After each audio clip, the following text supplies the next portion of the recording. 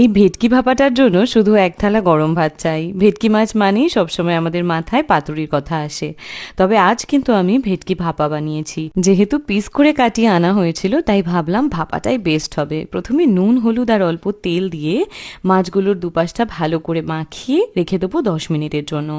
অন্যদিকে একটা বাটিতে নিয়েছি 5 চামচ মতন সর্ষে, 4 চামচ মতন পোস্ত, আর তার সাথে নিয়েছি 4-5টা মতন কাজু বাদাম।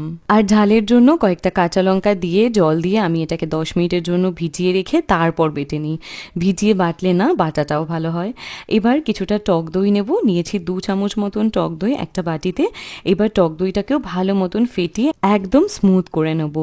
এবার একটা বড় বাটিতে প্রথমে সর্ষে পোস্ত কাজু কাঁচা লঙ্কা বাটাটা, তারপর টক দই, স্বাদ মতো নুন, একটু হলুদ আর সব স্বাদটা ব্যালেন্সের জন্য সামান্য চিনি, কিছুটা সর্ষের তেল সব দিয়ে ভালো করে মিশ্রণটা মিশিয়ে নিয়ে এইবার ম্যারিনেট করা মাছগুলো এপিট ওপিট মশলাটা মাখিয়ে টিফিন বক্সে দিতে হবে। আর আমি না পাতুরির কলাপাতা ফ্লেভারটা একটু পাওয়ার জন্য টিফিন বক্সের মধ্যে কলাপাতা কেটে একটু তেল ব্রাশ করে তারপর মাছগুলো দিয়েছি আর উপর থেকে বাকি মশলাটা দিয়েছি।